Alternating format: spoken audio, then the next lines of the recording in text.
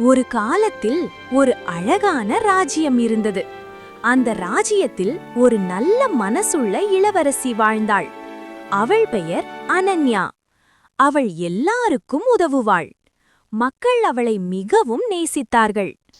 ஆனால் அந்த ராஜ்யத்தில் ஒரு ரகசியம் இருந்தது. அது ஒரு மாயப்பூ. அந்த பூ சாதாரண பூ இல்லை. அது காட்டின் ஆழத்தில் இருந்தது. அது யாருக்கும் தெரியாது. அந்த பூவுக்கு ஒரு சக்தி இருந்தது. நல்லவர்களுக்கு அது ஆசீர்வாதம் தரும், கெட்டவர்களுக்கு அது வேலை செய்யாது. ஒரு நாள் ராஜா கடுமையாக நோய்பட்டார். எந்த மருத்துவராலும் குணமாக முடியவில்லை.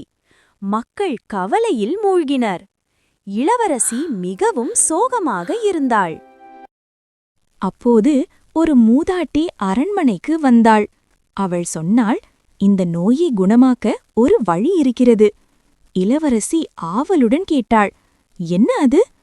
மூதாட்டி மெதுவாக சொன்னாள், காட்டின் உள்ளே இருக்கும் மாயப்பூ மட்டும் இதை குணமாக்கும். அது கேட்டு இளவரசி உடனே முடிவு செய்தாள், நான் அந்த பூவை கண்டுபிடிக்கப் போகிறேன். அனைவரும் பயந்தார்கள். அது ஆபத்தான காடு என்றார்கள். ஆனால் அவள் துணிச்சலாக கிளம்பினாள். காட்டில் இருள் இருந்தது. விசித்திரமான சத்தங்கள் கேட்டது. அவள் பயந்தாலும் முன்னே சென்றாள். அவள் ஒரு காயமடைந்த மானை பார்த்தாள்.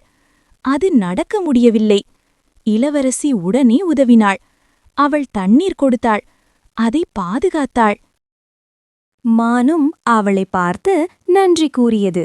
பிறகு அது அவளுக்கு வழிகாட்டியது. சில நேரம் கழித்து அவள் ஒரு ஆழமான ஆற்றை சந்தித்தாள். அவள் கடக்க முடியவில்லை. அப்போது ஒரு சிறிய பறவை வந்தது. அவள் அதை முன்னால் உதவியிருந்தாள். அந்த பறவை நண்பர்களை அழைத்தது. அவை சேர்ந்து ஒரு பாதை காட்டின. இளவரசி ஆற்றை கடந்து சென்றாள். இறுதியாக அவள் அந்த மாயப்பூவை கண்டாள். அது ஒளிவிட்டது. மிக அழகாக இருந்தது. அவள் அதை எடுக்க முயன்றாள். ஆனால் திடீரென்று ஒரு குரல் வந்தது. நீ நல்லவளா? இளவரசி அமைதியாக சொன்னாள், நான் என் அப்பாவை காப்பாத்த வர்றேன்.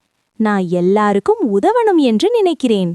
பூ இன்னும் பிரகாசமாக ஒளிவிட்டது. அது மெதுவாக அவள் கையில் வந்தது. அவள் வேகமாக அரண்மனைக்கு திரும்பினாள். மாயப்பூவை ராஜாவிடம் வைத்தாள். அந்த பூ ஒளிவிட்டது. சில நிமிடங்களில் ராஜா கண்களை திறந்தார். அனைவரும் மகிழ்ந்தனர். ராஜா கேட்டார், நீ எப்படி இதை செய்தாய்? இளவரசி சிரித்தாள், நான் நல்லவளாயிருந்ததாலதான். அந்த நாள் முதல் அந்த ராஜ்யம் இன்னும் சந்தோஷமாக ஆனது. மாயப்பூ பாதுகாப்பாக வைத்துக் கொள்ளப்பட்டது. இளவரசி அனன்யா ஒரு நல்ல மனசு கொண்ட தலைவியாக வளர்ந்தாள்.